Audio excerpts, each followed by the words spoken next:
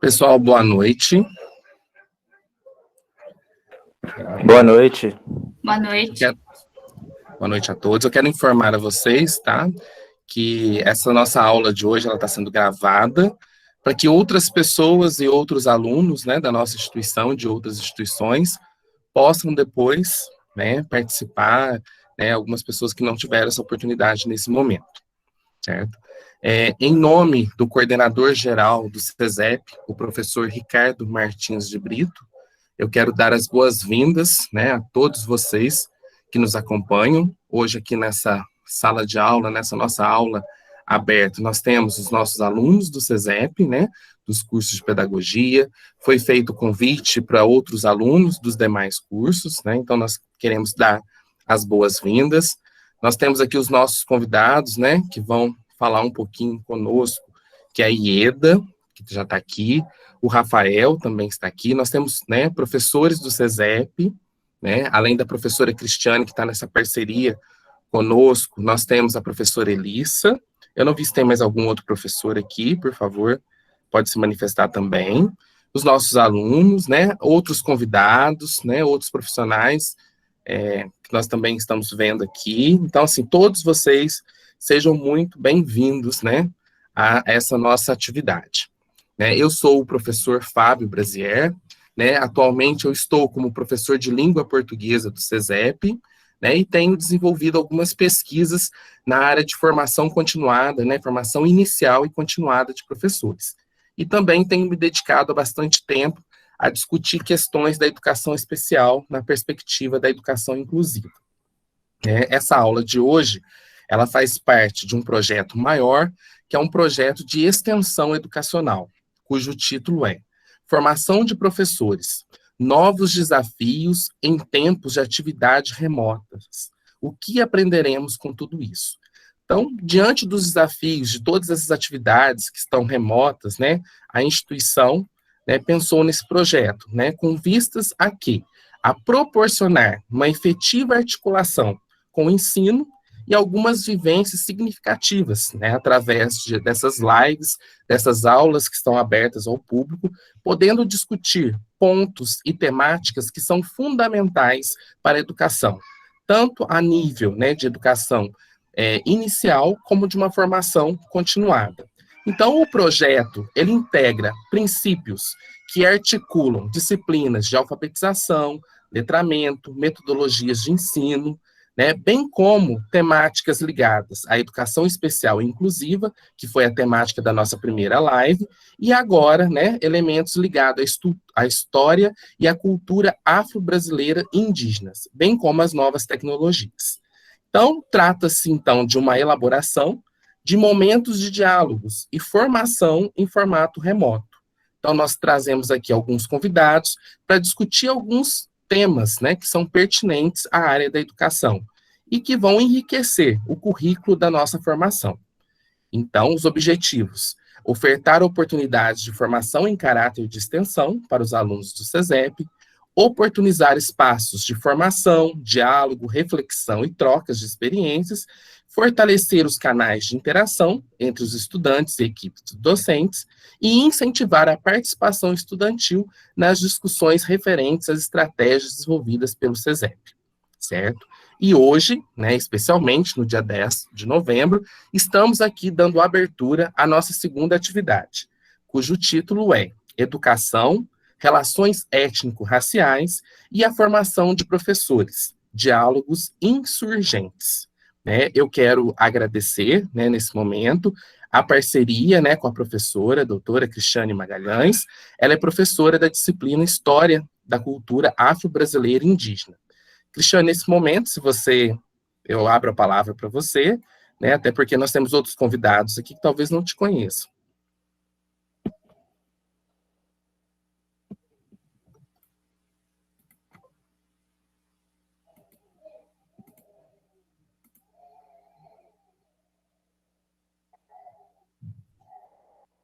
Cristiane, eu não estou te ouvindo. Não sei se sou só eu. Não estou ouvindo. Opa, agora estão ouvindo? Sim. Desculpa, gente, é o que o meu microfone tem um botãozinho que eu tinha apertado ele, esqueci de desapertar. Como o Fábio disse, meu nome é Cristiane, eu sou historiadora e sou a titular dessa disciplina no SESEP, que a disciplina, ela muda de nome às vezes, dependendo da grade, mas ela aborda basicamente as relações étnico-raciais. E trabalhamos também com as duas leis, de 2003 e 2008, e, enfim, quando o Fábio me contatou por conta da palestra, eu fiquei muito feliz, porque é exatamente que nós estamos trabalhando nesse semestre com as meninas do segundo e do quarto período de pedagogia, e tem tudo a ver com o nosso programa, e também é uma temática muito interessante e atual, né, Fábio? Eu espero que Sim. seja um excelente evento. Obrigado a todos que estão participando. E obrigado também aos palestrantes que vieram para poder conversar conosco nessa noite. Obrigada. Muito obrigado, Cristiane, né, pelo espaço, pela parceria, né, aqui no IEFSU, aqui junto, né, a gente está desenvolvendo. Pessoal, eu quero agradecer, então, né, os nossos convidados que prontamente aceitaram o convite, que é a Ieda Maria Costa e o Rafael Costa, que já estão aí, né, e daqui a pouco eu vou passar a palavra para eles, né, vou fazer a apresentação. Só em termos de organização, eu quero dizer que daqui a pouco a gente vai colocar aí no chat um link para presença, né, e certificação. As perguntas que vocês tiverem, né, para os nossos convidados, para o nosso diálogo, elas também podem ser feitas no chat aí, né, nós vamos estar acompanhando. Eu queria, antes, né, de passar essa palavra para eles, dizer para vocês do porquê, então, né, dessa temática, né, e do título que abre, então, essa atividade nossa de hoje, dessa noite. Então, educação, relações étnico-raciais e a formação de professores, diálogos insurgentes. Então, eu recebi algumas mensagens, né, o pessoal me questionando, o que vocês vão, de fato, debater, né, e por quê? Então, assim, nós estamos no mês de novembro, um mês que é um marco aí das discussões, né, da questão da consciência negra, no dia 20 de novembro, embora nós saibamos que essa temática ela precisa estar presente na educação e na formação de professores, né, durante todo, né, o ano letivo, vamos assim dizer, durante toda a prática e toda a atividade docente, essa concepção das questões étnico-raciais, elas precisam permear, né, o fazer pedagógico. E por que diálogos insurgentes? O que é insurgente? Insurgente é aquilo que insurge, que se rebela contra algo. Nós sabemos, e aí os nossos, né, palestrantes, os nossos convidados da noite vão discutir para nós e vão trazer elementos, né, que vão nos ajudar a compreender que muitas vezes essa temática ela precisa ser discutida, ela precisa ser posta, né, com mais vigor, por questões que nós sabemos que marcam, que assinalam a nossa educação, né? Então nós sabemos que por força da lei hoje essa temática ela é obrigatória, ela é um tema, né? Ela transpassa todo o currículo, né? Da educação, desde a educação infantil à educação superior. Mas nós sabemos que existem embates para que essa temática, de fato, seja efetivada. E aí isso passa, muitas vezes, pela questão da formação do professor, né, que ou ele não teve, ou ele não, né, não tem essa oportunidade numa formação continuada de se preparar para discutir essas temáticas. Então, nós precisamos, de fato, trabalhar para que haja a efetivação da educação das relações étnico-raciais. E isso vai muito além da inclusão desses componentes curriculares, tanto nos cursos de licenciatura, quanto no currículo da escola. Embora, pessoal, o que eu esteja querendo dizer aqui, é muito importante, né, como a nossa instituição hoje tem, no curso de licenciatura em pedagogia, uma disciplina da qual se discute essa questão. Mas o que eu quero trazer para vocês, né, para a gente poder pensar na problemática que a educação das relações étnico-raciais, ela vai além, né, da inclusão de um componente, da inclusão de uma disciplina. Né? Nós precisamos pensar nessa temática como, de fato, como uma modalidade, né, de mudança dos paradigmas da educação. E aí, quando a gente pensa na mudança de paradigmas da educação, nós estamos pensando numa mudança de paradigmas de formação de professores, que é uma área que eu tenho me dedicado bastante a pensar sobre. né? Então, pensar nessa modalidade das questões étnico-raciais incide em pensarmos na valorização das pessoas negras, nas suas histórias e nas suas culturas. Né? Esse é um preâmbulo que eu gostaria de fazer, mas que eu tenho certeza que os nossos palestrantes vão abordar com muita propriedade, né, a respeito da temática. Nesse momento, então, eu vou apresentar a nossa fala. Vai ser da seguinte forma, né? A Ieda, a professora Ieda, vai fazer uma abertura, né? Ela vai ter um momento de fala com vocês, e ela vai estar comentando algumas questões a respeito da pesquisa que ela fez sobre, e depois o professor Rafael. Então, nesse momento, né, eu ia pedir isso para você, Ieda, para você abrir a sua câmera, né? A Ieda Maria Costa, né? Mestre Ieda Maria Costa. A Ieda Maria Costa, ela é natural de Inconfidentes, ela é filha de Luiz da Costa e Georgina Costa, né? O seu pai sempre trabalhou nos Correios, e por isso a família dela mudou-se com muita frequência. Então, assim, ela morou em muitas cidades do sul de Minas. Então, com 6 anos de idade, ela estava na cidade de Ribeirão Vermelho, ela entrou para a escola sendo admitida direto na primeira série. Depois ela fez o seu ensino fundamental em Pouso Alegre, e toda a sua trajetória educacional foi feita em escola pública. Depois ela voltou a morar em Confidentes, onde permanece até hoje, quando terminou, né, então, o ensino fundamental, ela iniciou o curso magistério. Acho que foi aí que ela, né, deu um pontapé na educação. Então, antes de concluir o magistério, ela já dava aulas no curso de educação integrado, hoje denominado curso de educação de jovens e adultos. Né? Quando ela formou no magistério, em 83, ela aceitou outro desafio. Ela foi dar aulas em Bueno Brandão, em uma classe multisseriada. E os alunos desse grupo tinham idades muito diferentes. O desafio maior era chegar no bairro em que se localizava a escola, pois o único meio era um caminhão que transportava leite. Então, ela tinha que sair todos os dias às 5 horas da manhã. Em 88, ela foi aprovada, então, né, para a rede federal. Ela ingressa na antiga Escola Agrotécnica Federal de Inconfidentes, hoje Instituto Federal, né, de Educação, Ciência e Tecnologia, campus Inconfidentes. Ela trabalhou na Secretaria Escolar, na seção de registros acadêmicos, depois na Coordenadoria de Integração Escola e Comunidade, onde permaneceu por 16 anos. Né? Em 99, ela fez a graduação em Esquema 2, na área de formação de professores de disciplinas especializadas. Depois ela cursou pós-graduação em Educação Especial e Inclusiva, e em 2004 ela voltou para o setor de registros escolares, onde permaneceu durante 5 anos. Depois ela foi convidada, ela integrou uma equipe, né, de implantação do IF Sul de Minas na reitoria, na função de coordenadora de controles de registros acadêmicos. Né? Ela fez o seu mestrado em Educação na Universidade do Vale do Sapucaí, pesquisando o tema Educação, Diversidade e Formação de Professores, Relações Étnico-Raciais, na proposta pedagógica dos cursos de pedagogia de instituições de ensino superior sul-mineiras.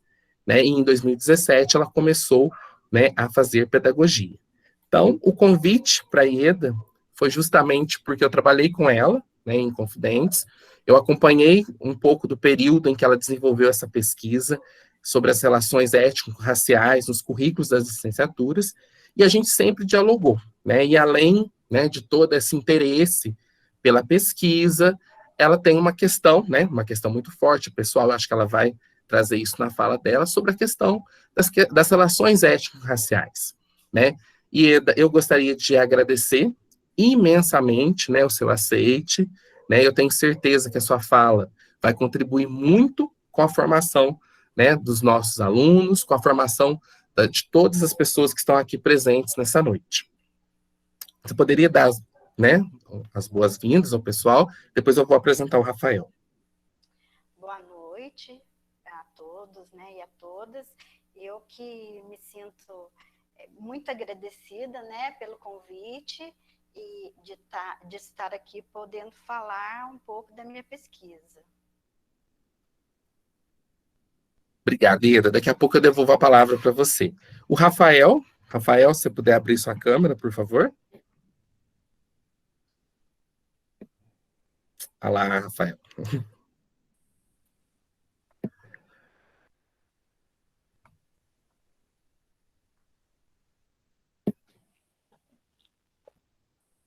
Boa noite, pessoal. Boa noite, Fábio.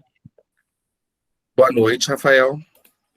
Pessoal, o professor Rafael Fernando da Costa, ele é doutor e mestre em educação pelo programa de pós-graduação da Pontifícia Universidade Católica de Campinas, a PUC Campinas. Ele possui graduação em Ciências Sociais, também pela PUC, no ano de curso concluído em 2005. Ele integrou, né, o grupo de pesquisas, formação e trabalho docente, na linha de pesquisa, formação de professores e práticas pedagógicas do programa, do programa de pós-graduação. Entre 2010 e 2011, ele exerceu os cargos de professor e coordenador pedagógico da Faculdade Anhanguera, em Campinas. Também em 2010, ele exerceu o cargo de professor de Sociologia na Rede Estadual de São Paulo. Né? Atualmente, ele é coordenador pedagógico do IGEV, Instituto de Gestão Educacional e Valorização do Ensino, na Matriz, em Campinas. Ele tem experiência na área de ciências humanas, com ênfase em sociologia, atuando principalmente nos seguintes temas: sociologia, educação, formação de professores, necessidades formativas, profissionalização docente e violência na escola. E, além disso, o Rafael é professor de capoeira.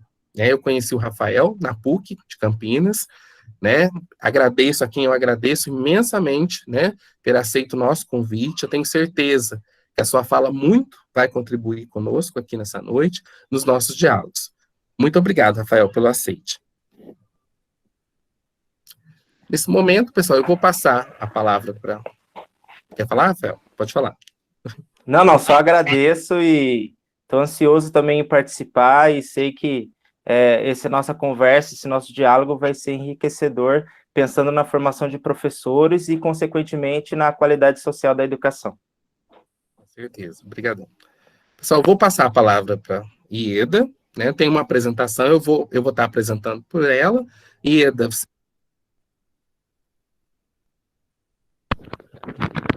Fábio, não estou te ouvindo. O seu microfone, Fábio, fechou. Ieda, eu vou agora apresentar a tela para todos vocês. É a apresentação da Ieda. Ô, Fábio, antes eu Oi. queria dar uma palavrinha, será que posso? Pode, fica à vontade. O pessoal está te vendo. Tá? Bom, pessoal, boa noite, né? A minha pesquisa é no campo de formação de professores e eu estou aqui à disposição para a gente pensar em diálogos permanentes sobre essa temática. E também possamos assumir no cotidiano e não apenas em um evento, porque senão nós vamos folclorizar a nossa própria representatividade, né? Do ponto de vista da legislação, eu acho que tem alguns marcos legais que são importantes apontarmos, né? Como a Lei 10.639, de 2000, a Lei 11.644, de 2008, 10.639, de 2003. A 11.645, de 2008, eu não trabalhei com ela porque ela fala também sobre os indígenas, né? E a minha proposta é só a raça negra, né? Bom, no primeiro termo da LDB, a Lei de Diretrizes e Bases, para a gente pensar, ela não especifica, mas ela garante, no artigo 3º, que o ensino será ministrado com base nos seguintes princípios: consideração com a diversidade étnico-racial.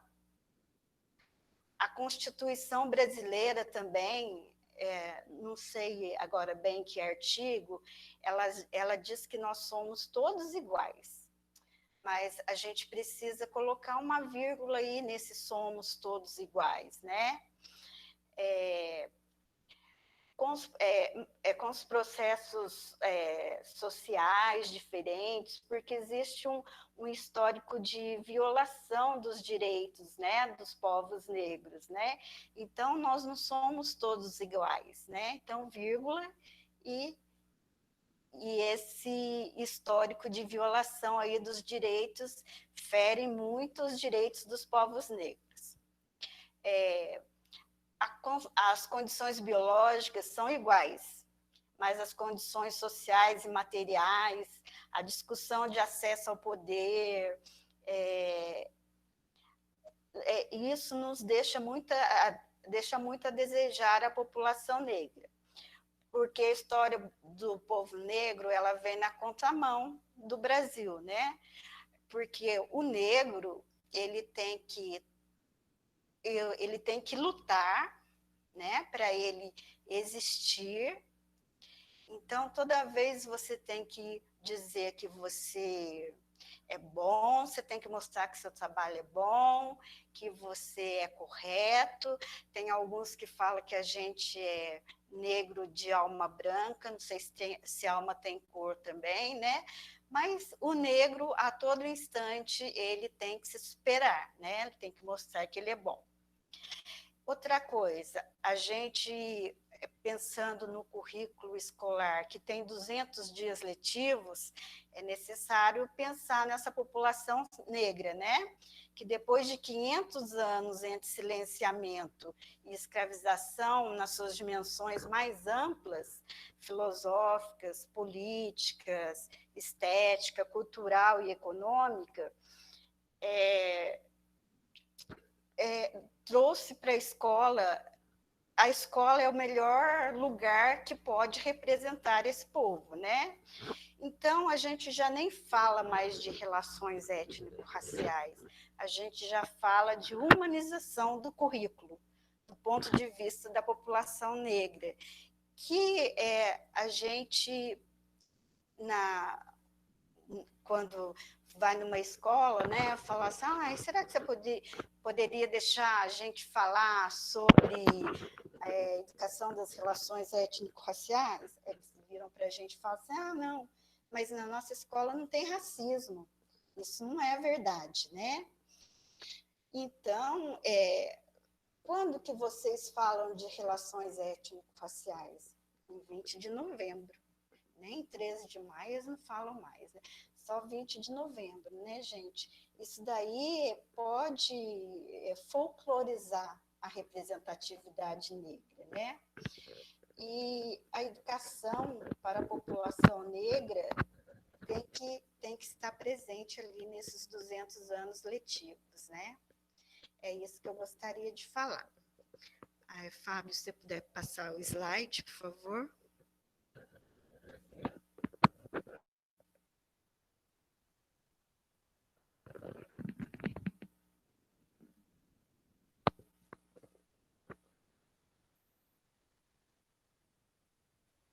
Essa é uma parte da pesquisa, né, que eu fiz no mestrado, Diálogos e Controvérsias sobre Educação Étnico-Racial. Pode passar.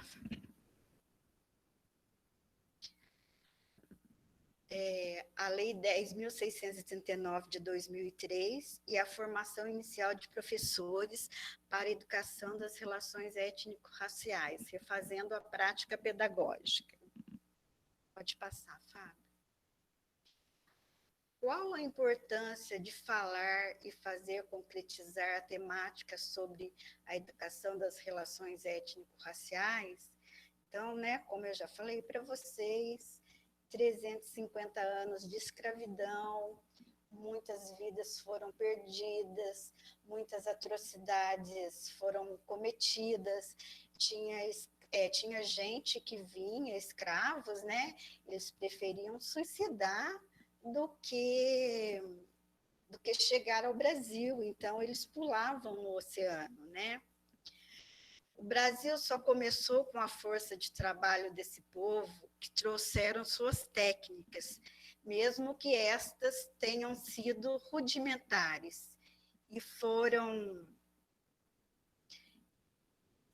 aplicadas na construção civil, na retirada dos minerais, das minas, na agricultura, pecuária, etc. Então, gente, tem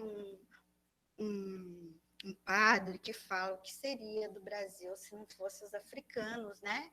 Porque os portugueses não sabiam fazer as coisas. Quem faziam eram os escravos. Então, essa história de que o escravo ele era um boneco, que ele gostava de apanhar, essa história tem que ser contada de outra maneira, de uma forma de agradecimento, que foram os escravos que ajudaram a construir o Brasil, que tudo que tinha aqui eram eles que faziam, né? Então, é uma história minha, assim, quando nas aulas lá de história ia falar da escravidão, eu falava para minha mãe, mãe, hoje eu não vou na escola. Ela falava, por quê? Eu falava, tô com dor de cabeça. Ela falou, não, menina, você tá brincando ali agora há pouco. Eu não queria ir na escola, porque quando falava de escravidão, eu era a única negra da sala.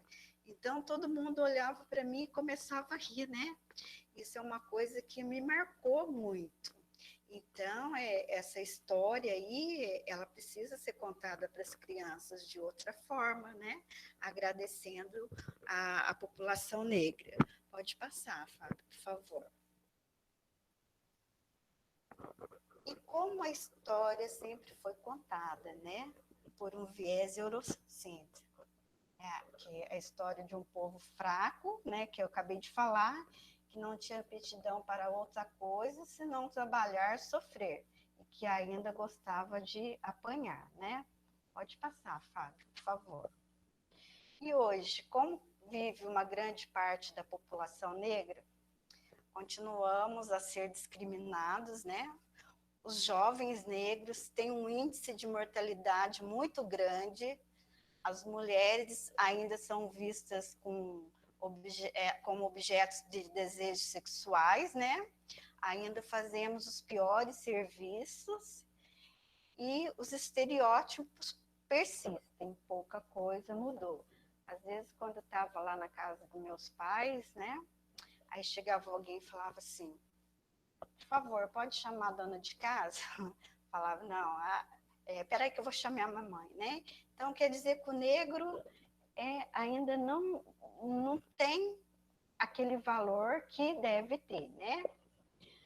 Com a promulgação da Lei 10.639, né, que obriga a inclusão de conteúdos, história e cultura afro-brasileira e africana no currículo do Sistema Nacional de Ensino, sendo que as diretrizes curriculares nacionais para a educação das relações étnico-raciais e para o ensino da cultura, da história de cultura brasileira e africana, em especial nas áreas de educação artística, literatura e história do Brasil.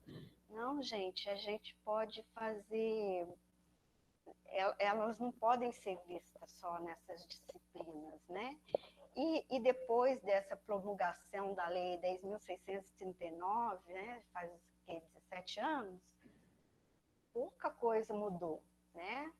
Então, por exemplo, na matemática, você pode ensinar lá como é que os escravos plantavam milho, como é que eles contavam, né? Então, você pode fazer a integração, né, com várias outras disciplinas, né? Então, não precisa ser só na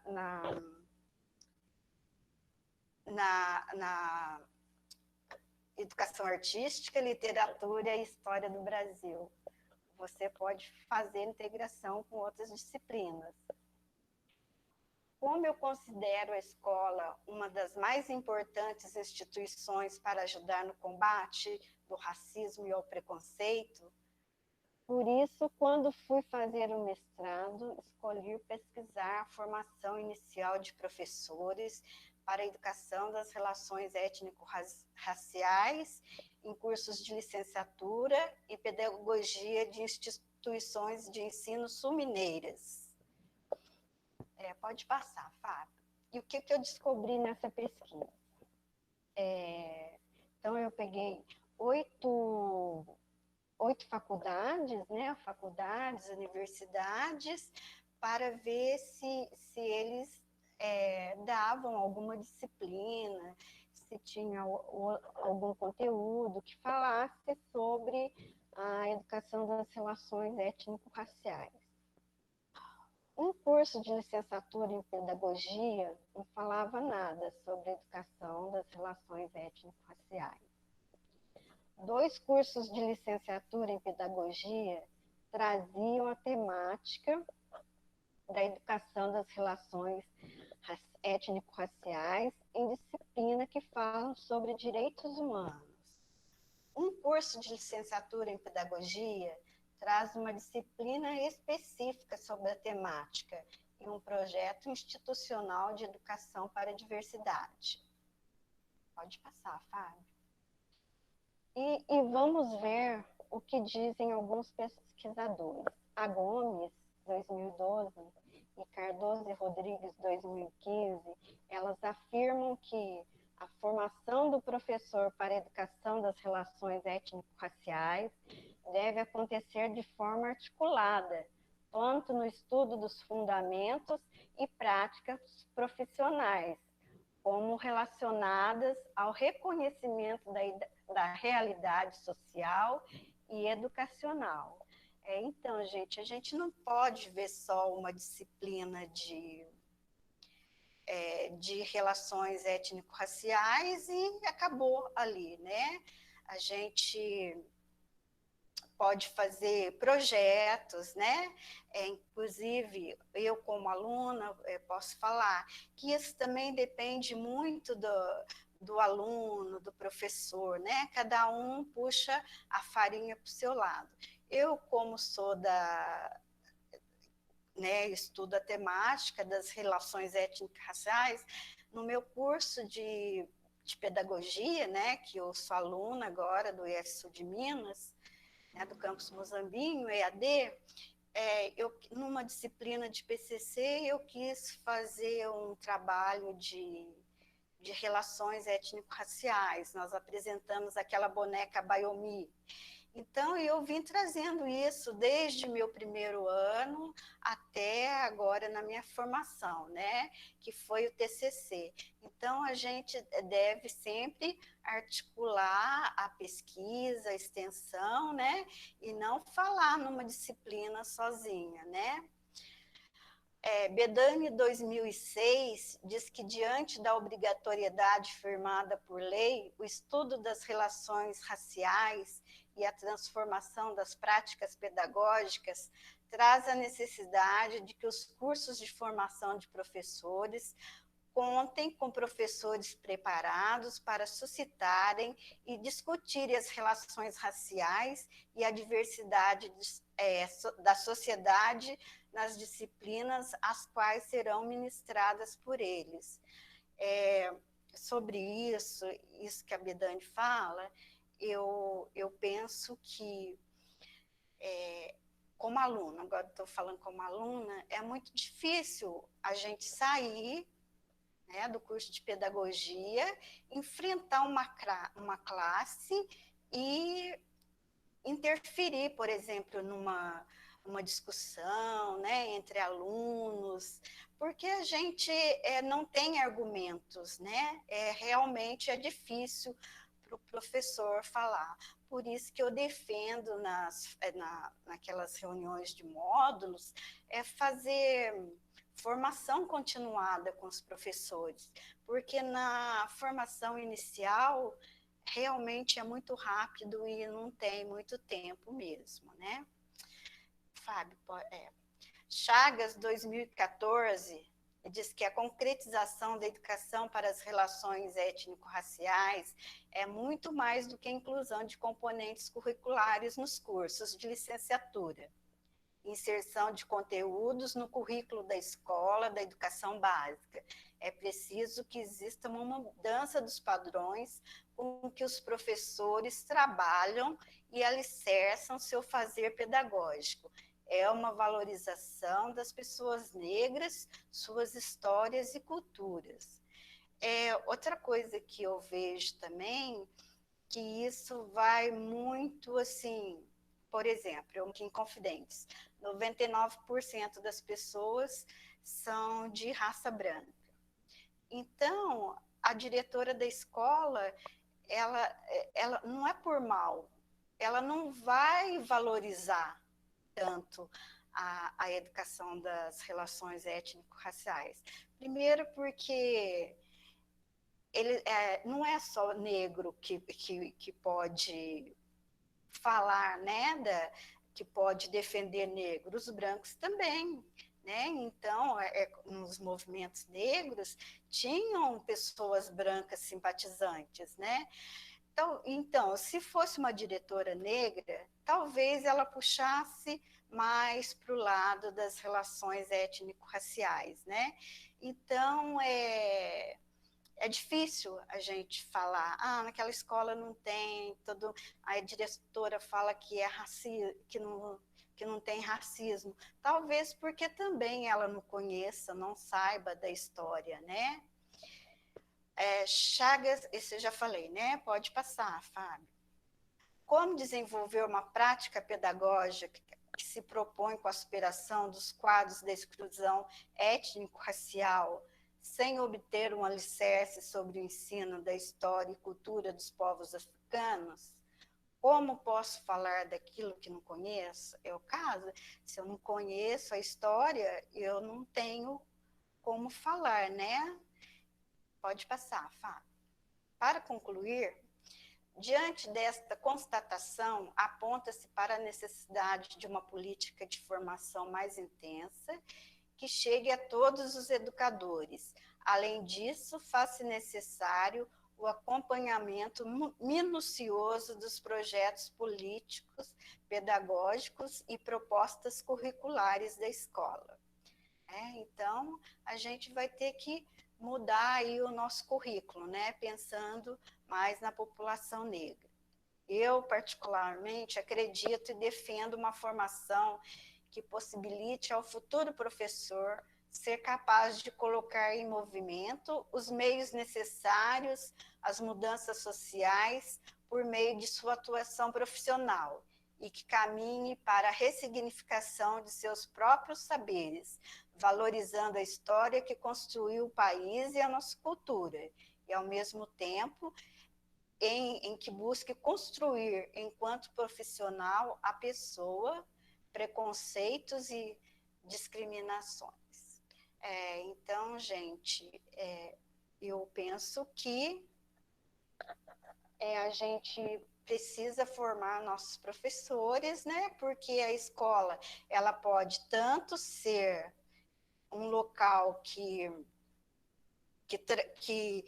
não fale sobre a cultura das relações étnico-raciais, ou ela pode ajudar no sistema, né, de discriminação, de preconceito, né? Ela pode tanto ser como não ser, né? Então, é isso que eu tenho para falar para vocês. Obrigado, Ida. Obrigado, Ida. Acho que você toca em alguns pontos, assim, delicados, né, da formação de professores, tanto inicial como continuada, de necessidades, né, de repensarmos e refletirmos algumas questões, tá? Mas eu vou me conter aqui para a gente continuar o diálogo, vou passar a palavra para o Rafael, e depois a gente vai fazer um diálogo, né, com interlocução, né, com as duas falas e mais alguns comentários. Cristiane, você quer falar? Opa, acho que o meu está fechado aqui de novo. Quem quiser escrever perguntas, que às vezes, assim, como já terminou uma fala, pode escrever ali do lado no chat, que aí depois a gente vai lendo. Você acha que é melhor assim? Ótimo, isso, assim a pessoa não perde, né, a ideia que ela tem agora. Isso. Então, quem tiver alguma dúvida para a professora Ieda, já pode escrever ali no chat, que aí, ao final, quando voltarmos para as perguntas, a gente já vai direcionar para ela, tá bom?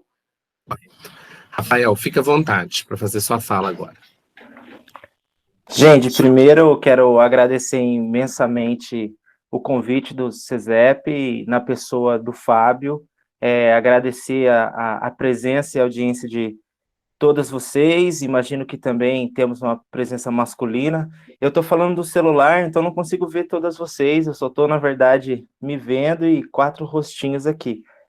Eu sou o Rafael, como o Fábio disse, ele fez uma apresentação formal do meu currículo, que eu acho importante, mas acho também importante falar, até por conta do debate sobre o lugar de fala, que sou um jovem negro da periferia. Eu sou um negro da pele parda, então um negro da pele clara.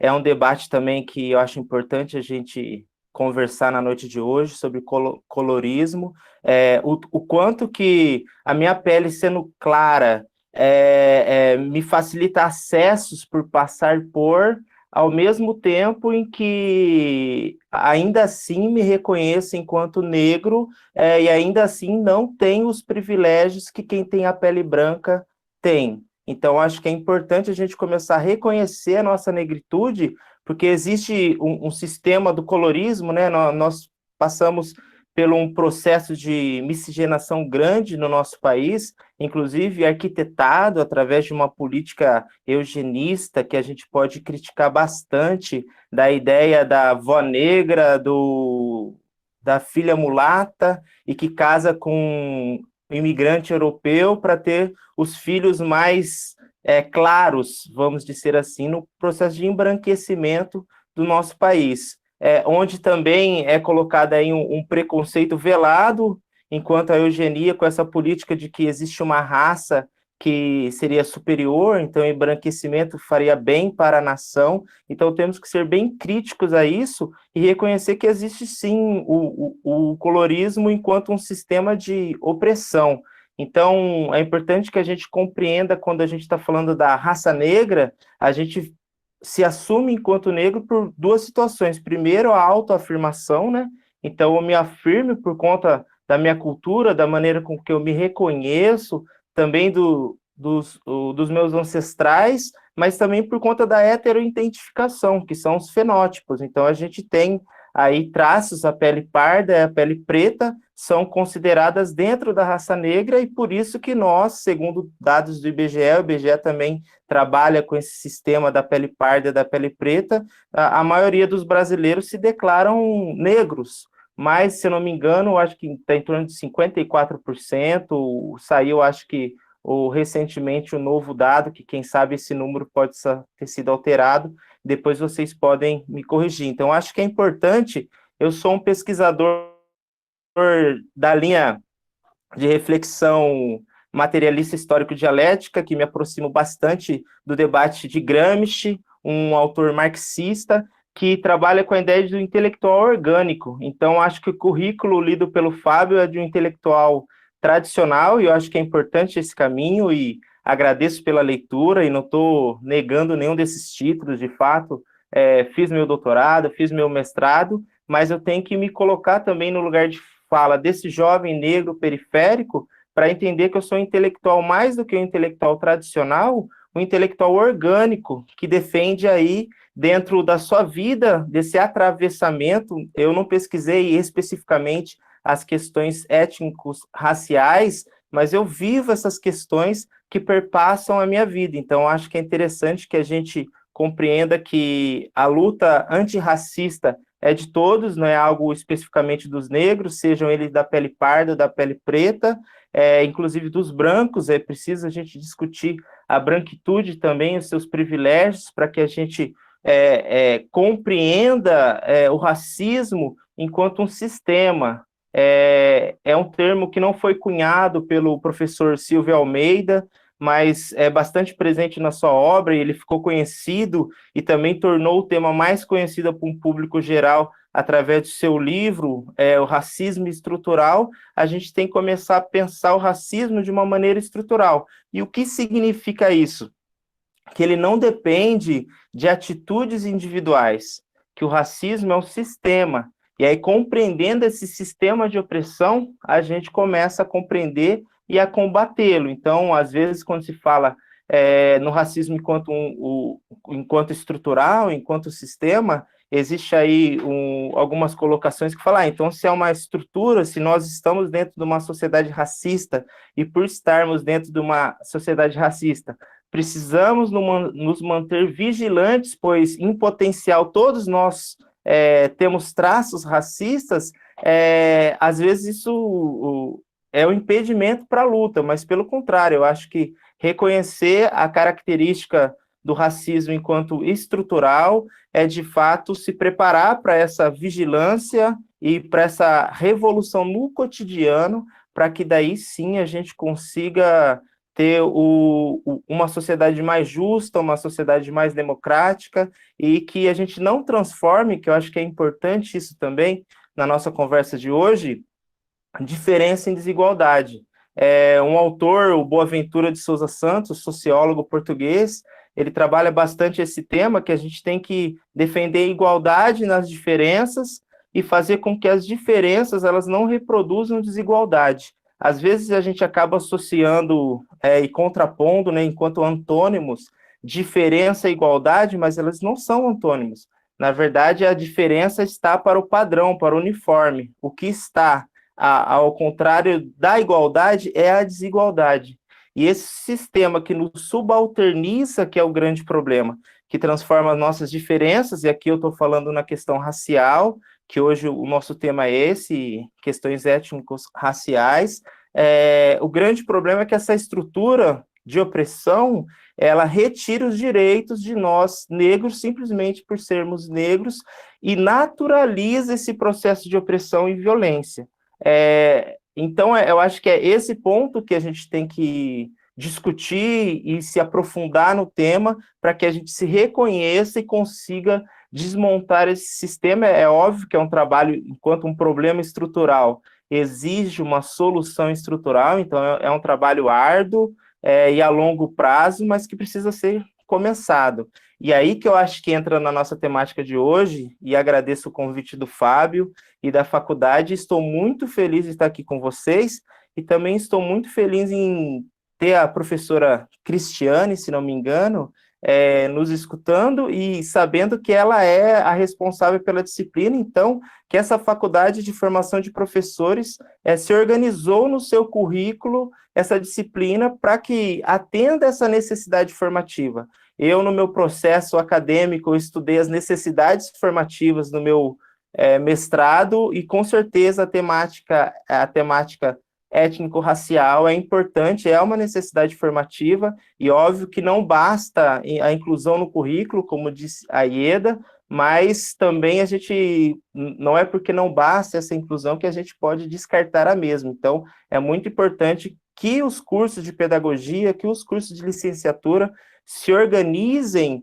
e organizem os seus currículos para atender essa necessidade formativa. E também fico muito feliz em ter escutado a Ieda, uma mulher negra, uma mulher professora e pesquisadora que trabalha esse tema e que nos traz aí a problemática da Lei 10.639 e a dificuldade dela no dia a dia e no cotidiano, na vivência das escolas, na aceitação, por parte de resistência da própria escola, por parte da formação dos professores, que é o que nós estamos discutindo aqui.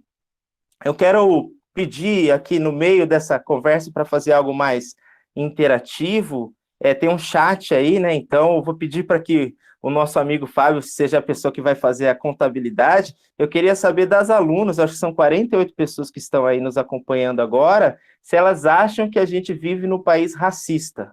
E aí elas podem colocar aí no chat e responder, olha, eu acho que a gente vive no país racista, ou simplesmente sim, e aí o Fábio vai contabilizando isso para mim, daí depois no final da fala a gente vai ter aí uma ideia o que esse público que aqui nos escuta, né? Eu falei do lugar de fala, da onde eu falo, mas eu coloco também para vocês que nesse processo de comunicação não é assim de simples transmissão por meio desse canal, mas a gente sabe que tem aí um emissor que está num lugar de fala, mas também que tem os seus receptores, essa nossa audiência, que também ocupam seus espaços, e é interessante que a gente compreenda quem são essas pessoas e o que vocês acham. Então, coloquem aí, eu estou vendo que está pipocando aí várias coisas. Fábio, vai anotando aí para depois falar para mim, se desses 48, qual é a porcentagem, tá? Não precisa de um rigor científico acadêmico da BNT, mas a gente tem que ter pelo menos o profissionalismo que se exige. Então, Então, eu começo minha fala me localizando, então, e discutindo esse colorismo, que eu acho importante a gente começar por ele, do reconhecimento da negritude. Nos foi negado durante muito tempo, por conta da história que nos é contada e por conta de a utilização de forma pejorativa de tudo que vem das classes subalternas, e aí, dentro do racismo estrutural, a questão étnico-racial é essa questão que também nos deixa enquanto diferentes e desiguais nesse sistema hierarquizado que nós vivemos, nos foi negado esse nosso próprio reconhecimento de sermos negros. Então, a gente utiliza isso de duas formas. O colorismo eu vejo. Tem aí o ideal que eu disse, que eu tenho que reconhecer que como a minha pele é grande, e os meus fenótipos, apesar da pele parda, que me tira os privilégios do branco, eu não tenho cabelo crespo, e isso também é um fenótipo importante, eu tenho um nariz largo, eu tenho lábios também relativamente volumosos, que me colocam aí dentro desse fenótipo da raça negra, mas por não ter o cabelo crespo, eu tenho uma aceitação, eu tenho o que se chama, tanto no movimento, como também nos movimentos identitários, digo, não especificamente no movimento negro, mas também na academia do passar por. Então, tem lugares que eu passo por e eu não sofro tantos preconceitos quanto os pretos retintos. Então, isso tem que ficar claro, e eu tenho que entender que por ter a pele um pouco mais clara, eu tenho, sim, essa diferença no tratamento. Como eu disse, isso não chega a ser um privilégio do branco, por isso que é necessário que a branquitude também se compreenda enquanto integrante de um sistema racializado e que não se entenda enquanto um sujeito universal, que eu acho também importante um tema para a gente ir debatendo. Várias coisas eu vou colocando para vocês, mas eu acho que depois no diálogo, no momento das perguntas, a gente pode aprofundar um pouquinho mais. Mas também eu acredito que esse sistema de colorismo serve para nos fragmentar, para perdermos na luta. Então, a partir do momento que as pessoas se sentem brancas, mesmo não sendo, como é o meu caso, elas enfraquecem a luta. Elas perdem essa categoria do negro e de um reconhecimento da necessidade de uma luta contra uma sociedade racista, como diria a grande pesquisadora e ativista Angela Davis, não basta numa sociedade racista, não basta a gente não ser racista, a gente tem que ser antirracista. Então é importante que a gente compreenda essa fala dela e que a gente se entenda dentro da nossa cultura e da nossa raça, e que a gente se assuma negro, que a gente pare de dividir as lutas e que a gente se some e compreendendo e valorizando essa cultura que nós temos. É óbvio que nenhum estereótipo é possível e não é possível também simplificações. Então, não existe um negro e também dentro do próprio movimento negro, não existe algo que a gente pode colocar enquanto uma pauta identitária única. Na verdade, nós somos singulares e, ao mesmo tempo, plurais. Então, dentro desse conceito de negritude, a gente tem uma possibilidade, inclusive a coloração, mas uma possibilidade múltipla de como a gente se coloca e como a gente se percebe. Mas não podemos deixar de compreender esse lugar de fala que nós temos enquanto negros e essa necessidade da gente nos compreender enquanto negros e defendermos a complexidade que nós somos, que nós não podemos ser, como a Ieda disse, apenas objetificados, como fomos desde a escravidão.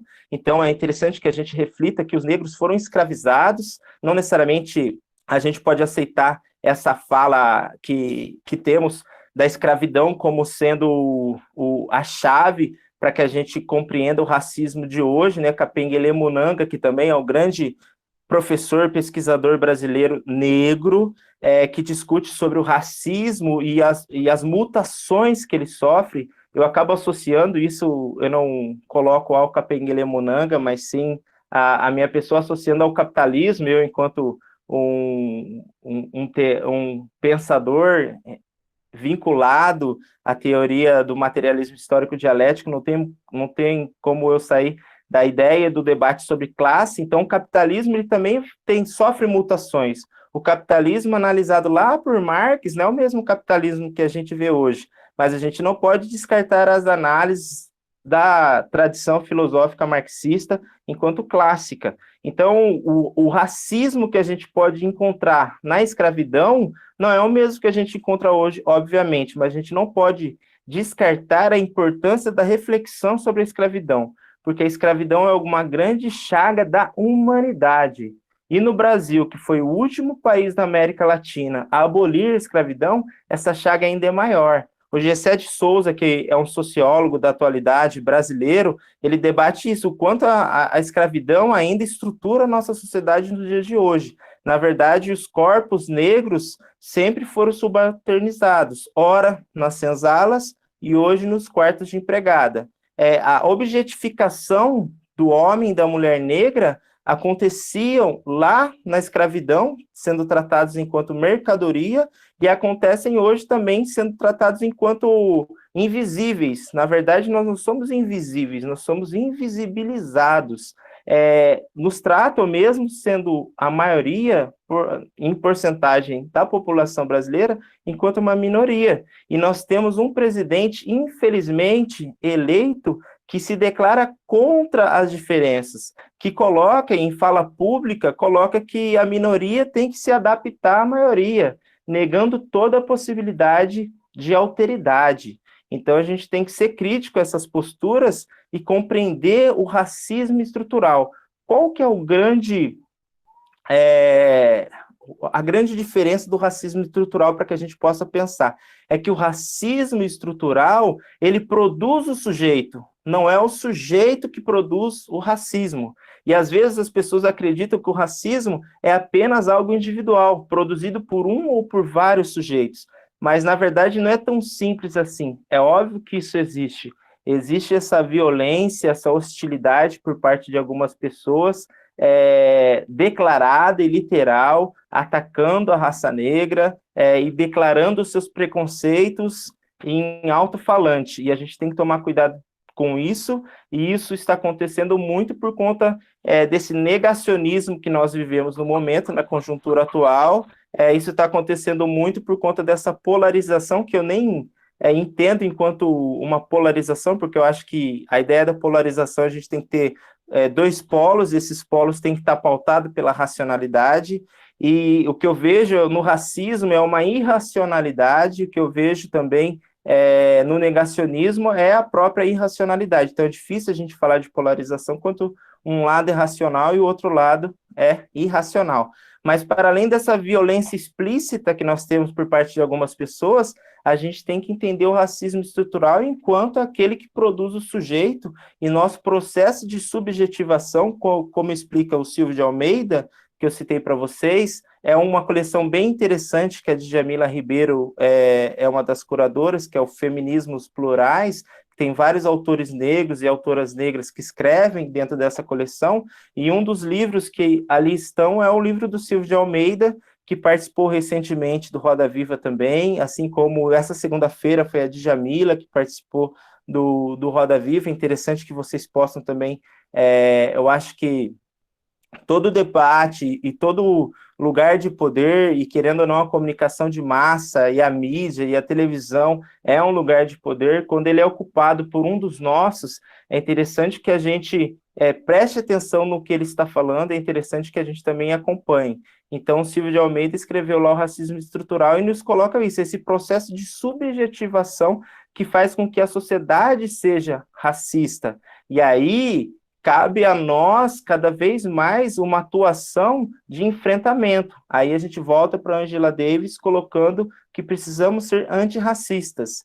E aí isso começa, e é interessante, falando da Djamila, já que eu citei ela, o último livro dela, que é o Pequeno Manual Antirracista, ela começa ele falando sobre que descobriu o racismo na escola. E aí eu, enquanto um professor, que hoje estou coordenador, como o Fábio disse, mas eu sou professor, e sou muito feliz por ser professor, essa profissão que eu escolhi para mim, e carrego isso com muito orgulho, Isso me machuca bastante, saber que o lugar que as pessoas, a maioria das pessoas, sobretudo aquelas pessoas que têm na estrutura familiar a proteção, é o lugar onde ela sofre preconceito. A Joyce Bert, que também escreve no Feminismo Plurais, que também é uma ativista, ela é arquiteta, ela escreve um livro sobre empoderamento, que eu acho interessante que vocês conheçam, também leiam. Se não me engano, ela estava lá na bancada do Roda Viva de segunda-feira, conversando com a Djamila. Ela fala que ela não se descobriu negra, ela foi acusada de ser negra. Então, é muito forte isso, entendendo que esse lugar também que ela é acusada de ser negra é a escola. E o quanto nós, enquanto professores, às vezes nós estamos alheios a tudo isso que está acontecendo. E aí a escola, como a gente compreende na teoria crítica, a qual eu defendo, ela não pode só ser uma preparação para a vida, ela não pode ser só cumprir uma ementa, mas sim a gente compreender a escola como a própria vida. E compreendendo a escola como a própria vida, entender o que ali está acontecendo para além dos conteúdos trabalhados, que são também muito importantes, mas a vida que ali pulsa e conseguir ir desconstruindo isso. O racismo, ele é naturalizado. Eu tenho uma grande amiga minha, professora também, pedagoga, que conta uma história muito triste, que ela mora num bairro relativamente da classe média aqui de Campinas, e foram na casa dela, bateram na porta da casa dela, não vou saber precisar para quê, mas devia ser um vendedor, alguma coisa assim, na verdade era uma vendedora, diz ela, e quando ela foi atender, pois não, ela saiu na janela atendendo, a mulher disse, você pode chamar a sua patroa para mim? Então, olha só como o racismo está ali na estrutura. Não foi uma atitude deliberadamente racista, violenta daquela pessoa, mas dentro da estrutura, aquela pessoa não conseguiu compreender que aquela mulher negra que a atendia naquele bairro relativamente de classe média poderia ser a dona da casa. Então, ela já naturalizou aquela situação e solicitou para ela, olha, por favor, chama sua patroa para mim. Eu tenho certeza que as pessoas que se identificam enquanto raça negra, que tem a pele preta, que tem a pele parda, já passaram por situações como essa. Eu tenho na história da minha família algo que, inclusive, a minha mãe não autorizou eu contar, não sei se ela vai estar nos acompanhando, mas eu peço licença para minha mãe, então eu nomeio isso. A minha avó era uma mulher negra que teve a minha mãe com um homem branco. E aí, esse homem branco não casou com a minha avó, não constituiu família com ela, teve uma outra família, então é uma história comum de muitas pessoas também, que eu não vou entrar aqui nos méritos, senão eu acabo envolvendo muito minha família e acaba me emocionando, e a gente sai da reflexão crítica, que é o que eu quero colocar. Quer dizer, esse avô foi presente na minha vida, de certa maneira, é óbvio que tem uma chaga aí, porque o nome dele não consta na certidão de nascimento da minha mãe. E eu lembro que um dia eu estava preenchendo algo para minha mãe, um cadastro, não sei, tinha o nome do pai. Eu falei, como que era o nome do sobrenome do vô mesmo, que eu já tinha colocado o primeiro nome? Ela falou, não coloque o nome. Eu falei, por que não? Ela falou, não consta na minha certidão. Eu falei, mas a gente conhece. Ela falou, não coloca, porque ele não me assumiu legalmente. E, para além disso, algo mais dolorido para minha mãe, que também é como eu, tem a pele parda, ela fala que quando o pai dela ia visitá-lo, que esporadicamente ele fazia isso, então ele não assumiu ela legalmente, ele não casou com a minha avó, mas pelo menos não abandonou completamente, tentou garantir para ela ali alguns direitos, mesmo que a gente pode questionar esse, a gente não vai entrar nesse mérito, mas minha mãe conta com muita tristeza que quando ela era muito nova, quando o pai dela ia visitá-la, ele pegava na alcinha da blusa dela e puxava de lado para ver se aquela ali era a cor dela mesmo ou se ela estava queimada de sol. Então isso é muito violento, tão violento quanto alguém que se declara de maneira literal racista, porque isso faz parte de um racismo estrutural. E isso acaba afetando nós e nos bloqueando, criando travas que não deixam a gente ter acessos. E a gente tem que discutir também a falácia da meritocracia, porque o povo negro não tem ascensão, muitas vezes, não é por conta de capacidade, é por conta de falta de oportunidade. A gente não pode assumir uma meritocracia em uma sociedade que tudo que é do negro é menosprezado. Tem um poema que eu gosto bastante do Eduardo Galeano, que é um grande poeta, também escritor aqui da América Latina, já falecido, que chama Os Ninguéms. Ele nem está falando especificamente do negro, mas se aplica bastante. Mas ele coloca que os ninguéms, eles não têm rosto, eles têm braços. Então é assim que a gente é visto, a gente não tem rosto, a gente tem braço. Os ninguéms, eles não têm religião, eles têm superstição. É assim que a gente é visto também. As religiões de matriz africana sofrem grande preconceito, inclusive nas escolas. A gente debater mitologia grega, mitologia nórdica, na escola é muito tranquilo. A gente falar dos deuses gregos, de Zeus, de Atenas, de Afrodite, é muito bonito. A gente falar dos deuses nórdicos, do Thor, que agora está aí, famoso, né, por conta dos Vingadores. Não tem nada contra isso também não, gente. É muito bonito, mas se a gente começar a falar de Oxalá na escola, é uma resistência gigantesca. E a gente não precisa ir tão longe. Ele também me apresentou como professor de capoeira, e me orgulho bastante de ser representante dessa manifestação cultural. Foi o primeiro lugar da qual eu me identifiquei enquanto negro, por conta desse viés da cultura, o quanto é isso importante, mas a gente tem também um grande preconceito para com a capoeira, onde as pessoas estão dispostas a pagar o valor que for, seja de mensalidade, ou seja de uniforme no karatê, no judô, em outras práticas esportivas ou artes marciais, mas quando se trata de uma manifestação cultural da diáspora africana, criada aqui no Brasil, que é a capoeira, as pessoas simplesmente veem aquilo com maus olhos, não levam aquilo a sério. Às vezes é até exótico e interessante, como a Ieda comentou, né? Em novembro, as pessoas chamam a gente para falar sobre a questão racial, às vezes chamam uma apresentação de capoeira, aquilo fica quase que o dia do índio também, que é bem, uma cara,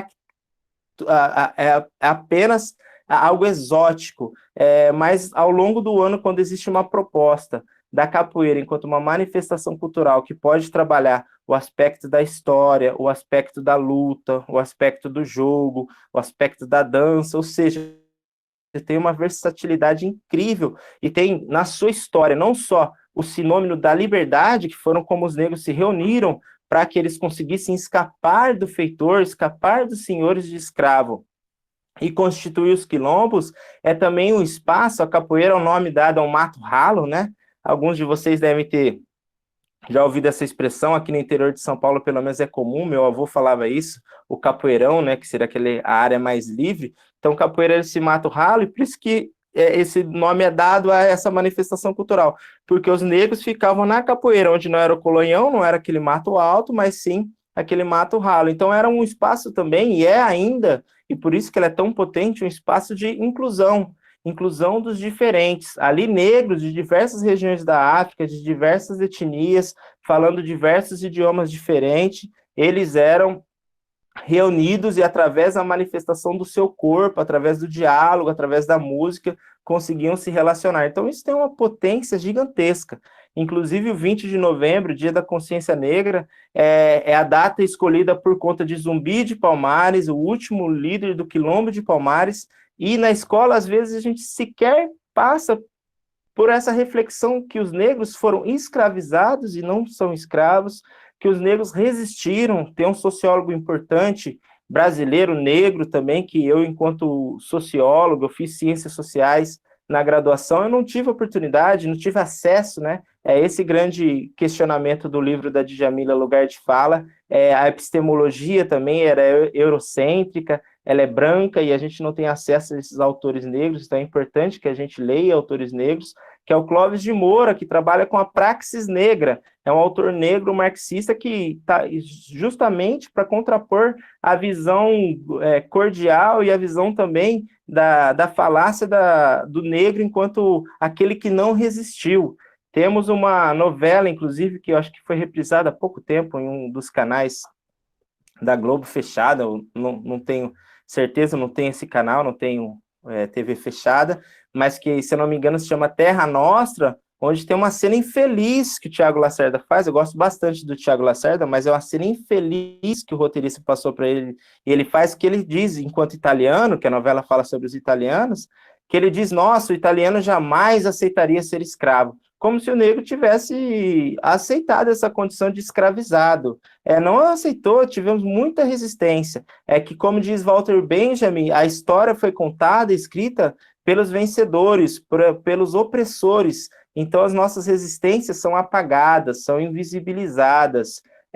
Como diria o rapper Emicida, grande poeta, eles querem que alguém que vem de onde nós vem seja mais humilde, baixe a cabeça, nunca revide, finja que esqueceu a coisa toda.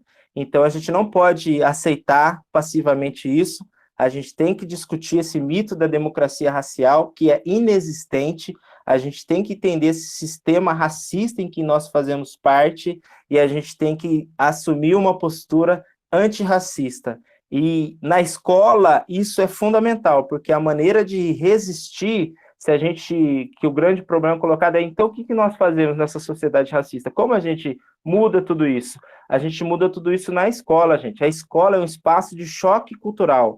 É lá na escola que a gente tem que explicar para as crianças que o mundo é muito mais complexo do que elas sabem e que a gente tem que, para garantir a sociabilidade, não é um sistema de tolerância, que o sistema de tolerância já implica numa hierarquização. Eu sou mais especial e tolero o outro. Não é um sistema de tolerância, é um sistema de respeito. A gente tem que respeitar e valorizar as diferenças, compreendendo a riqueza de cada cultura, compreendendo a riqueza de cada etnia, para que a gente possa aí sim construir de fato uma humanidade, de fato uma democracia, de fato justiça social. Então, vou parar por aqui com a citação do Emicida, e aí no diálogo a gente pode discutir sobre racismo estrutural, colorismo, democracia racial e etc e tal. Beleza, Fábio? Obrigado, Rafael. Eu acho que... Falei muito ou não? Estou no tempo. Não, você está no teu tempo, claro que você está no teu tempo. Obrigado. E acho que nós ficaríamos aqui, se não fossem as condições objetivas, né, nós ficaríamos aqui ouvindo você e a Ieda falar sobre essa temática durante muito tempo. Né? Eu acho que a tua fala, né, como você mencionou aí, você tem uma condição, né, um pressuposto materialista, ela vem e nos afeta, né, nos afeta e nos promove. Eu acho que todos nós aqui, enquanto vamos te ouvindo a Ieda, nós vamos sendo provocados a pensar qual é o lugar, né, que eu ocupo na condição de professor, na condição de docente, né, os nossos alunos aqui na condição de futuros docentes, que lugar nós ocupamos ou iremos ocupar nessa luta, nessa reexistência, né, da questão do negro na sociedade. Né? Eu acho que quando eu fiz o convite, tanto para você como a Ieda, né, conhecendo um pouquinho da trajetória de vocês, eu tinha certeza que eu ia conseguir construir, com a ajuda de vocês hoje, esse diálogo que nós estamos trazendo aqui. Por um lado, a Ieda traz para nós todo esse percurso da questão da legislação, da formação e esses marcos. E você vem com essa perspectiva nos provocando, né, a fazer novas elaborações. Acho que isso é fundamental. Eu acho que só para aproveitar o momento, a ideia da insurgência que você propôs, que o grupo propôs no título, que até separa ali que é um diálogo urgente, é um diálogo de rebelião, então a gente tem que entender que é necessária a rebelião. A gente não pode achar que a gente vai fazer isso sem sangue, suor e lágrimas. É óbvio que isso não é literal, gente, não estou propondo uma guerra, mas a gente tem que entender que é um sistema de opressão, e a gente tem que acabar com esse sistema de opressão, a gente tem que insurgir contra esse sistema. E uma das maneiras de se insurgir com esse sistema de maneira pacífica é tendo diálogos urgentes. Então, é esse tema do nosso encontro de hoje, diálogos insurgentes, onde a gente separa ali o prefixo in e coloca ali destacado urgente, porque se faz urgente debater racismo em novembro, assim como o ano todo, como o Fábio também colocou. Parabéns, gente, pelo encontro. Professora Cristiane, quiser fazer alguma colocação? Eu fiquei muito animada até aqui durante as duas falas, tanto da professora Ieda quanto do Rafael, porque são temas que nós temos discutido nas aulas da disciplina, né, de educação étnico-raciais, e é muito interessante o primeiro da Ieda, da fala dela como formação de professores, né, de trazer essa temática, a importância disso, de nós capacitarmos os nossos pedagogos, as nossas professoras que vão estar aí na sala de aula. Eu tenho um filho de 5 anos e uma das minhas ex-alunas da pedagogia está agora dando aula para ele aqui em casa, e é isso. Então, elas vão estar daqui a pouco, todas que estão aqui participando hoje, eu imagino que também deve ter pessoas que já formaram, enfim, estão aí no meio educacional. Então, a temática, ela é importantíssima de ser discutida, ela necessita ser discutida. Infelizmente, foi por imposição de 2 leis.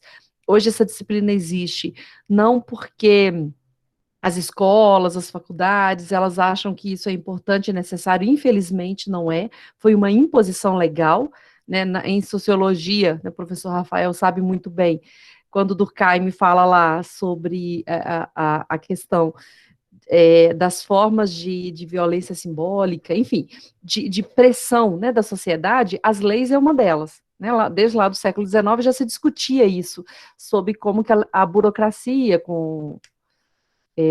depois no final do XIX, mas enfim, o Durkheim já vai falar isso muito antes, que muitas vezes é a imposição legal ou força de polícia que vai fazer com que um fato social ele mude. Então, infelizmente, para a mudança desse fato social, precisou existir 2 leis para que nós estivéssemos falando sobre indígenas em sala de aula, para que estivéssemos discutindo racismo em sala de aula.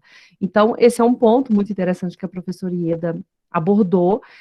E o que o professor Rafael fala, assim, ele foi trazendo os autores e eu fui ficando aqui muito animada, porque a gente conversou, o Kabengele Munanga, eu uso ele sempre, eu sou muito apaixonada por ele, eu acho que ele tem uma fala e uma escrita muito fácil de entender, então isso para trabalhar na pedagogia é muito interessante. E a Djamila Ribeiro, as meninas fizeram uma apresentação na disciplina de filosofia sobre ela, no primeiro bimestre, né, que nós temos separados 2 bimestres. O Silvio de Almeida, nós trabalhamos um vídeo dele, também para N1, e a Angela Davis, a grande Angela Davis, ela é maravilhosa, ela perpassa toda a disciplina. Então, eu anotei o nome da Joyce, que eu nunca trabalhei com ela, mas eu já anotei, e o Clóvis de Moura também, eu já lembro de ter lido alguns textos dele, mas eu nunca trabalhei em aula. Eu acho que são autores que ele traz e que são muito importantes da gente trazer essa perspectiva atual, que são discussões extremamente atuais. A Djamila Ribeiro, ela está falando agora para pessoas do agora, sobre lugar de fala e sobre isso, enfim. Então, eu fiquei muito, muito feliz com essas 2 palestras. A Joyce Bert, eu anotei Joyce, não anotei o sobrenome, vou anotar aqui, já vou aproveitar para poder anotar. Eu não a conhecia, ótimo, já anotei aqui para poder comprar também o livro, para poder conhecer. E, enfim, muito pertinente todas as discussões, eu acho que uma pergunta... Na verdade, eu tenho a coleção, tá, gente? Mas Nossa, aí eu não vou me alongar. Ele faz uma pergunta, assim, que ficou martelando, talvez eu acho que é a pergunta que perpassa as 2 discussões, que é o lugar da escola no racismo, né? Qual é o lugar da escola no racismo? Porque esse é o nosso primeiro espaço formal de socialização, né? Nós temos outros, obviamente, a família, a igreja, a comunidade, são espaços informais, mas o espaço formal, que tem currículo, que é o espaço onde ali a criança vai para ser conformada, ela vai para ser formada, é a escola.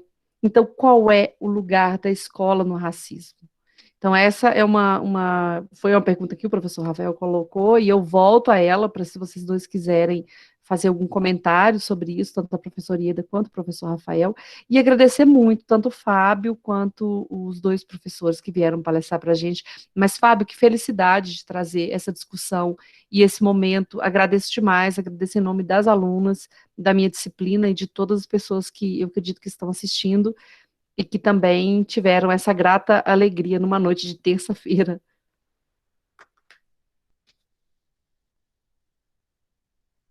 Fiquem, né, à vontade, né? Acho que a gente vai ouvindo, né, eles falarem, vai ficando mobilizados, né, com a questão. Mas acho que fiquem à vontade aí, se a Ieda quiser fazer algum comentário, responder essa pergunta, né? Qual é o lugar da escola, Rafael? Pessoal, fiquem à vontade.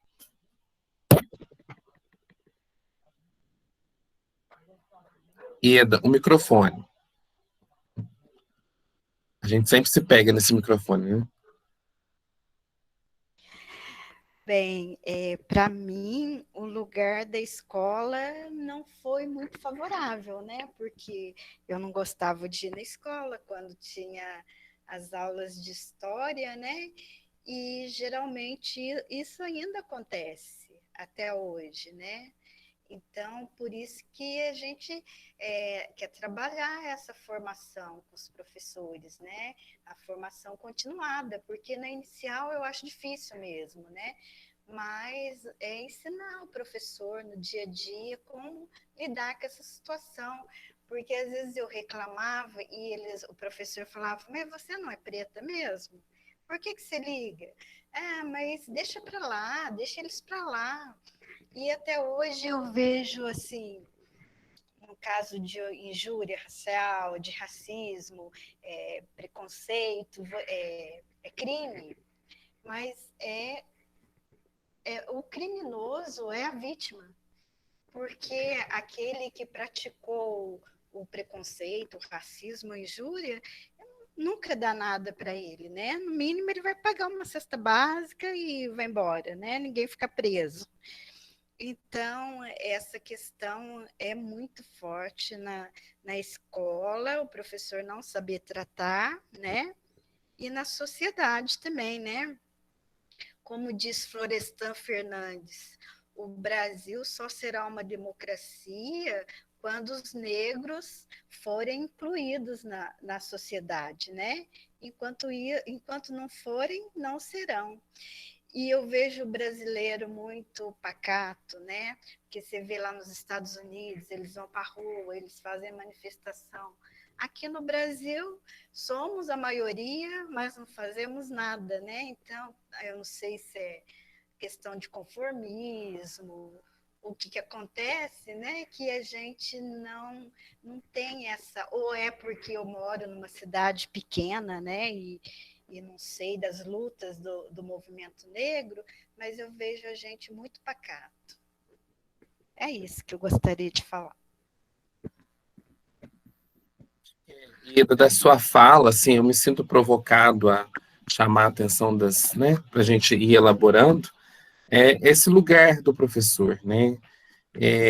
Acho que a gente precisa, e eu tenho discutido isso ao longo das minhas pesquisas com formação de professores, a gente precisa conscientizar os alunos que estão nessa formação inicial, que a formação inicial ela nunca vai dar conta de tudo mesmo, né? Então, assim, a gente achar que em 4 anos, 3 anos e meio de uma licenciatura, nós vamos dar conta das questões étnico-raciais, das questões sobre inclusão, do método de alfabetização, enfim, são várias temáticas.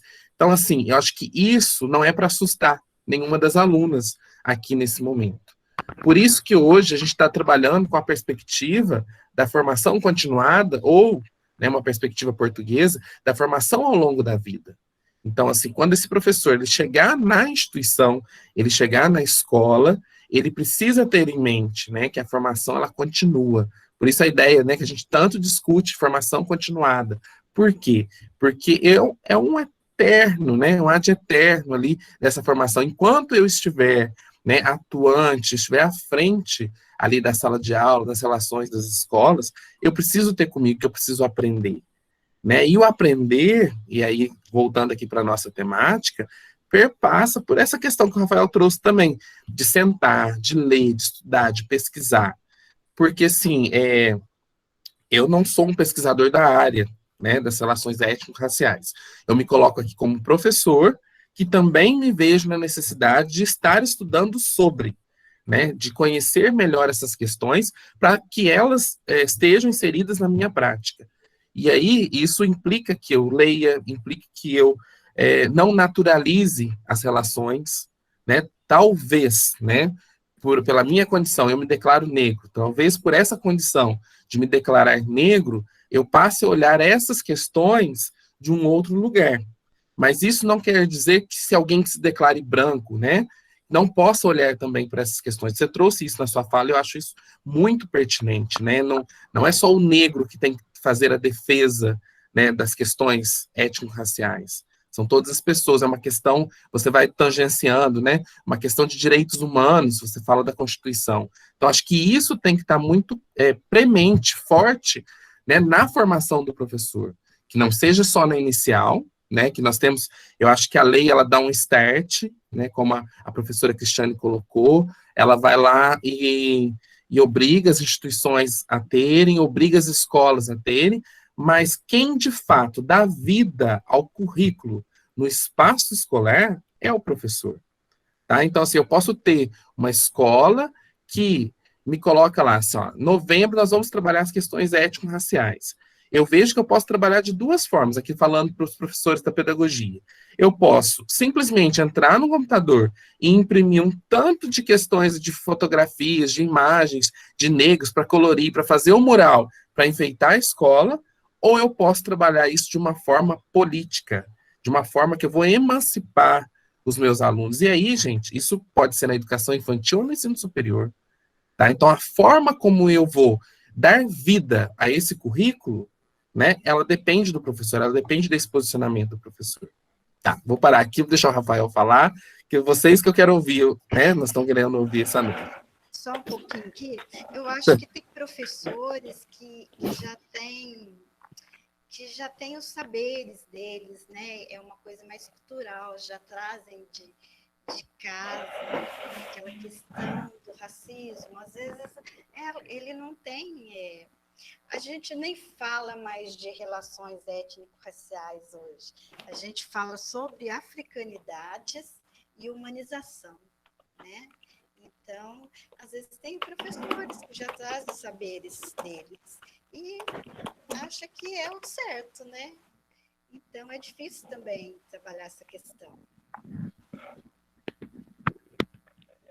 Bem, são tantos temas que surgem, como a professora Cristiane, a Ieda e o Fábio também, agora na sua colocação, que, de novo, a gente poderia fazer disso um curso e não só um encontro, né? Mas a gente está limitado aqui a um tema, então a gente tem que se ater a também esse tempo, né? A essa condição objetiva, como lembrou o nosso amigo Fábio. Então, primeiro, eu queria citar, né, que não tenho como fugir, eu também sou da área da formação de professores, que formação é verbo, não é substantivo. Então, a gente tem que entender enquanto verbo, e verbo é movimento. Então, a gente sempre está em formação. A gente não está formado, ponto, e ali está tudo resolvido. O bom professor é pesquisador, e ser pesquisador implica em estudar. Então, bom professor, logo, é um bom estudante.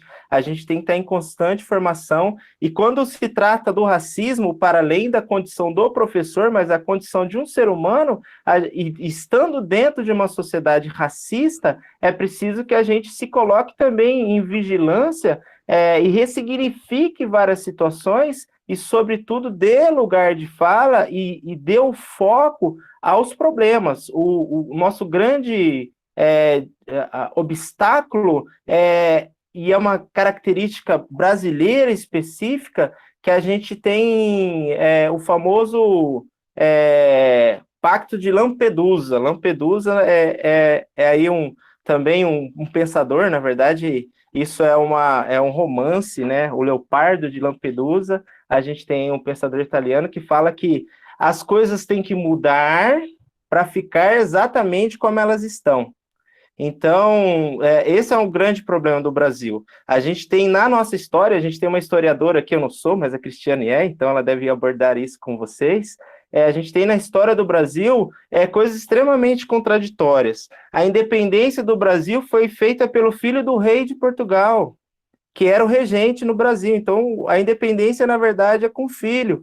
Depois, a proclamação da República foi feita por um general que era comandante do exército do Império. Então, a gente tem esse pacto, essa síndrome de Lampedusa, que, na verdade, as pessoas fazem por conta de uma pressão popular. Os quilombos, a gente não sabe, mas é centenário o quilombo de Palmares. Não é só Zumbi que teve no quilombo de Palmares. É uma grande tradição centenária, desde Gangazumba até Zumbi, mas a gente não sabe disso, das resistências, da revolta da Chibata, dos malês, de tantas outras forças de resistência que a gente teve, de tantos outros quilombos que existiram e ainda existem, e que sofrem hoje com esse movimento reacionário e negacionista que nós temos. Então, a gente tem que entender que, às vezes, as pessoas que falam, e a gente está em época de eleição, então, qual é a maneira de resistir isso? Está atento à votação. Quem que é o meu candidato a vereador? Quem é meu candidato a prefeito? Quais são as suas propostas? Essas propostas são antirracistas? Essas propostas, de fato, combatem a desigualdade? Porque, às vezes, e a gente tem aí um exemplo clássico na última eleição que nós tivemos, de pessoas que se dizem contra a corrupção, e é uma mudança anticorrupção, mas, na verdade, de novo, é a síndrome de Lampedusa, se muda para se continuar como estava. Em 2016, a gente teve um golpe parlamentar que impeachmentou a presidente, promulgado pelo Cunha, que foi preso logo depois. Então, ele aceitou o processo no Congresso anticorrupção, um corrupto declarado, condenado e preso, e ainda preso. Então, a gente tem que ser críticos. Eu acho que qual é o papel da escola? O papel da escola é a criticidade. É preciso que a gente desnaturalize os problemas e as violências que nós sofremos, todas elas. E o racismo é uma das importantes violências que a gente tem. Então, a gente tem que desnaturalizar isso. A gente tem que começar a estudar e começar também a passar a história africana e afro-brasileira, assim como a indígena, agora com a Lei 11.645, como colocado pela Ieda e pela Cristiane também, além da Lei 10.639, e que a gente consiga compreender essas novas formas de estar no mundo, para que a gente saiu de uma visão eurocêntrica para uma visão imperialista americana, onde também nosso nacionalismo é o que se dizem muitas vezes vira-lata. Então a gente acaba achando que o que é do outro é interessante. A gente conhece música erudita, mas não conhece Pixinguinha.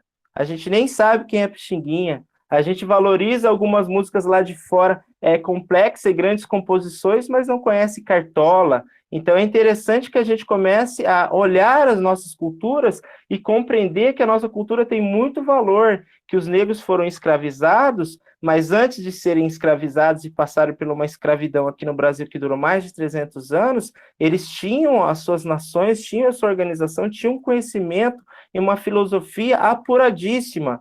O Reino do Congo era muito forte. Quando os portugueses foram invadir a África e chegaram no Reino do Congo, eles levaram alguns congoleses para ensinarem nas universidades portuguesas sobre humanidades, porque eles estavam muito avançados. Mas a nossa cultura eurocêntrica, a gente não conhece o continente africano, que é tão importante na nossa formação social, como o Darcy Ribeiro nos explicou. Então, acho que é interessante que a gente verifique isso. E só para encerrar essa minha primeira intervenção, não sei como está o tempo, né? Que eu acabo aqui falando muito, eu queria de novo voltar àquela provocação inicial, a primeira, né? Que, como o Fábio disse, pode ser que dentro da minha criticidade foram várias provocações, mas com o intuito sempre de uma superação dialética. Então, enquanto materialista histórico dialético, eu acredito sempre nessa tensão da antítese para que a gente possa fazer as nossas sínteses. Mas eu perguntei sobre se vocês achavam que a sociedade brasileira era racista. E aí, Fábio, o que falaram? Qual que é a porcentagem? Olha, nós tivemos 25 participações, até onde eu consegui computar aqui, todos concordando, né? Inclusive, eu só quero destacar uma fala do Rodolfo Silva Caetano, né? Ele, além de ter acrescentado que ele concorda, ele diz assim, a maior parte das questões que enfrentamos, sejam elas traumas ou inseguranças que o racismo nos proporcionou, surgem da infância. Então, ele fala da sua experiência, que conhece, né, de quem conhece. Ele espera que nós, adultos, possamos curar as crianças que fomos e que as crianças que vivem hoje possam ser amadas e bem cuidadas. Então, muito bem. Eu agradeço o Rodolfo e todo mundo que se manifestou, mas a gente tem de quem se manifestou, e aí dentro de um sistema democrático, quem não se manifesta, né, é computado o seu voto. É assim que funciona, inclusive, as eleições. Cuidado no voto nulo e no voto em branco, por favor. Verifiquem os programas, não é uma visão partidária, nem conheço a realidade de Minas que vocês estão vivendo aí, mas é importante que a gente saiba quem serão nossos representantes. Então, 100% das pessoas falaram que a sociedade é racista. Agora, se eu perguntar para essas pessoas, e vocês são racistas? Eu não vou fazer essa pergunta, que eu não vou ser leviano, mas, na verdade, isso foi só uma reflexão, porque na década de 90, nós tivemos uma pesquisa a nível nacional que justamente levantou Esses dados, mais de 90% das pessoas falaram que a sociedade é racista, mas quando perguntadas essas mesmas pessoas se elas eram racistas, mais de 90% falaram que não. Então, na verdade, a gente não assume o nosso racismo, porque é muito incoerente a gente achar que a sociedade é racista e só nós que não somos racistas.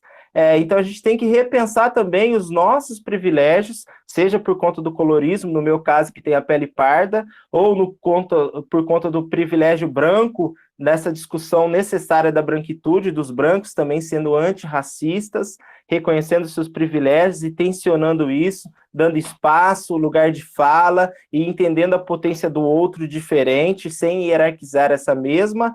É preciso que a gente se coloque nessa situação para que a gente assuma essa postura antirracista e, de fato, a gente vença essa sociedade. Senão a gente passa por uma incoerência muito grande. É uma incoerência tão grande quanto a incoerência da falta de pessoas negras em posições de poder. Não é possível que a gente também ache normal, e esse discurso da consciência humana e não da consciência negra, ou do Black Lives Matter, não, toda a vida é importante, não é só a vida dos negros. Não, a gente diz isso e tem que reafirmar isso porque os negros estão sendo impedidos de ter acesso em diversas situações.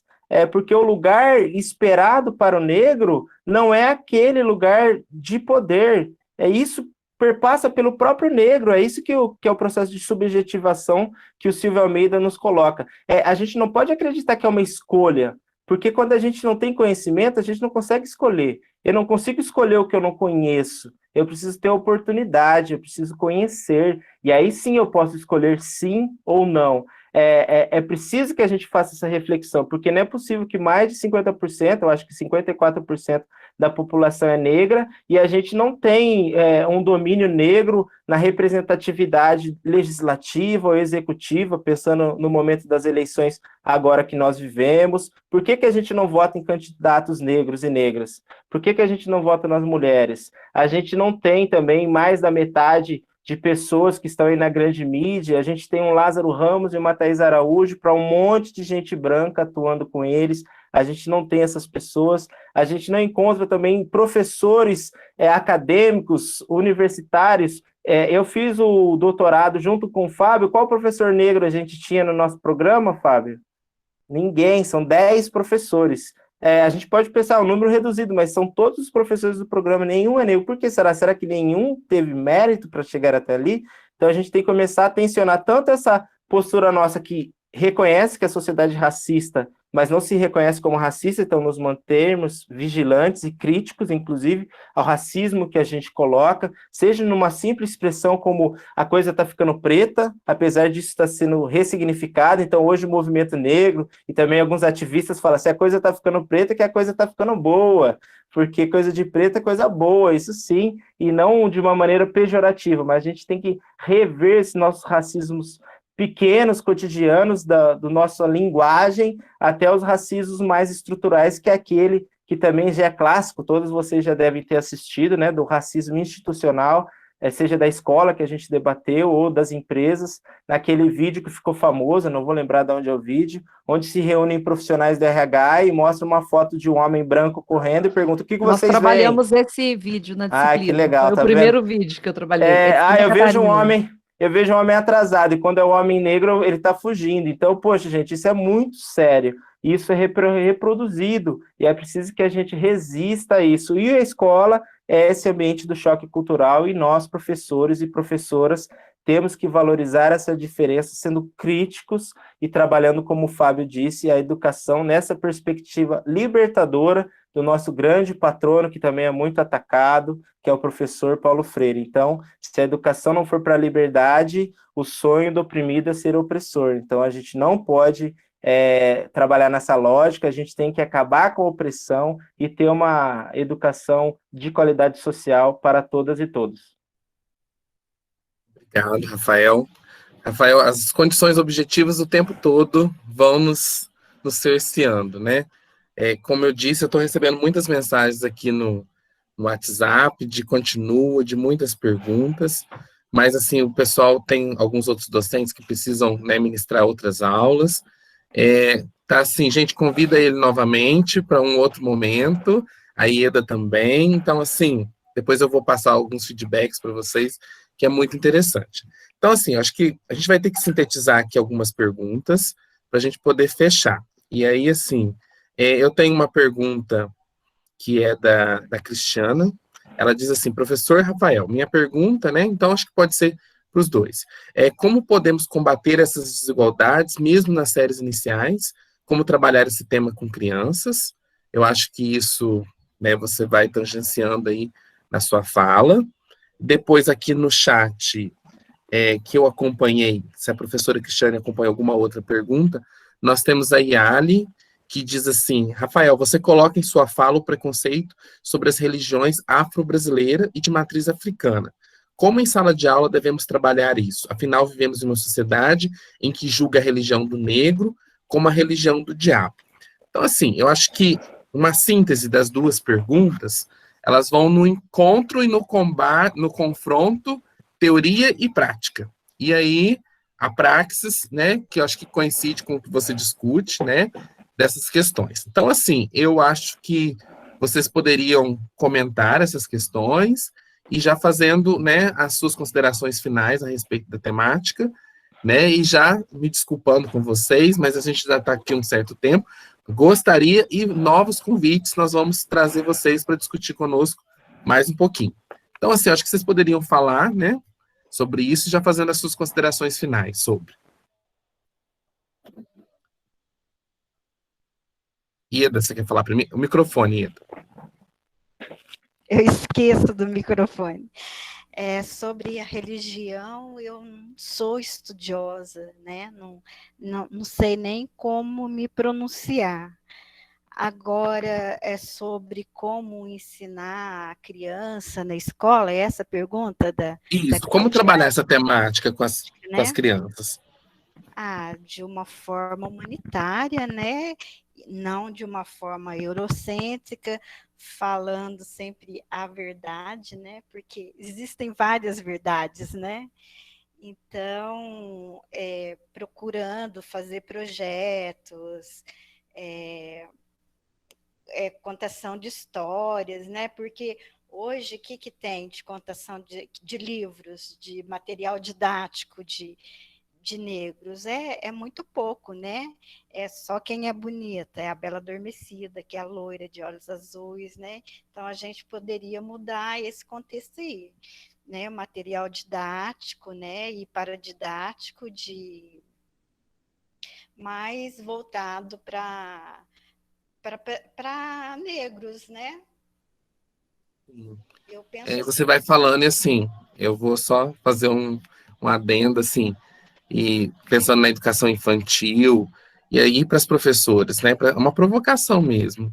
Por que às vezes o menino ou a menina negra não pode ser o protagonista da apresentação final do ano? Por que eles não podem ocupar espaços de destaque? Então, assim, gente, são questões que vão colocando o negro em outros lugares. Rafael, pode falar. Eu acho interessante também, só para citar, já que eu estou cheio de referências, né? Me desculpem, mas a ideia é essa mesmo. As provocações, aí o debate não acaba aqui, como a gente falou, a formação verba, então a gente tem que ir ampliando esse debate. A Nete Abramovic é uma professora pesquisadora, doutora aqui pela Unicamp, eu acho que ela é professora da UFSCar, mas atualmente eu acho que ela está na USP. Mas ela pesquisa sobre a questão étnico-racial, sobre a questão de raça e educação, e uma das suas pesquisas interessantes e muito impactantes, que a gente pode refletir sobre a educação infantil e o que as professoras podem fazer, é um dado que ela recolhe em uma das suas pesquisas, é um artigo que ela publicou, não vou saber o nome, mas depois posso passar para o Fábio, vocês pesquisam a Nete Abramovic aí. Chega ao ponto das crianças negras não terem colo.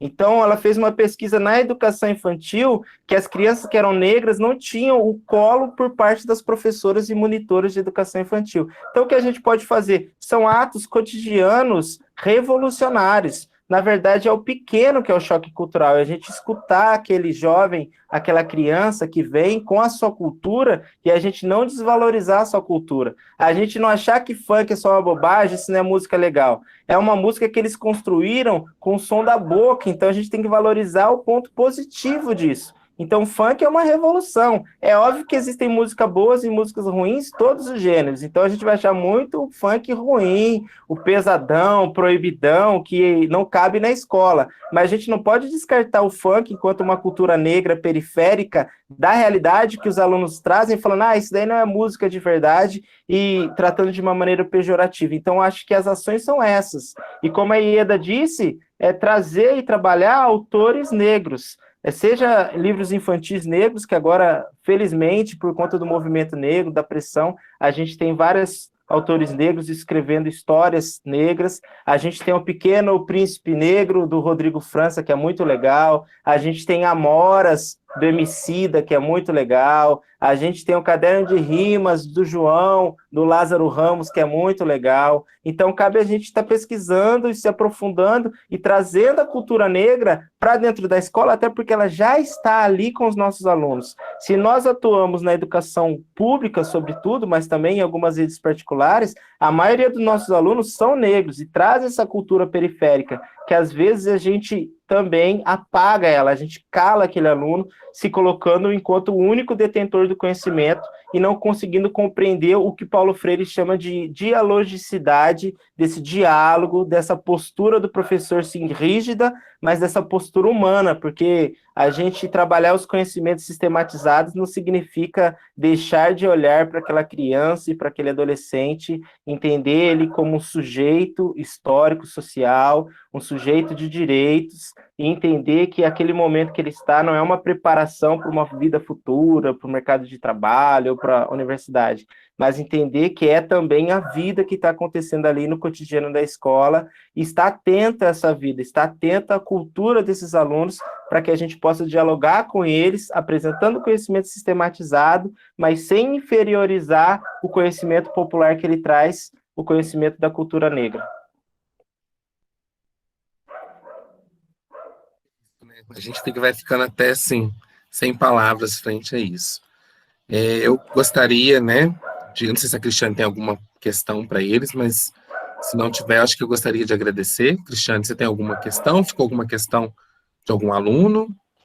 Não, acho que todos foram respondidos, e é muito interessante, Rafael, mais uma vez, essa interdisciplinaridade. Ontem, na aula de filosofia, os meninos que estão aí, que é a mesma turma que eu dou aula de cultura e relações étnico-raciais, é a mesma turma de filosofia, então elas devem estar na sala.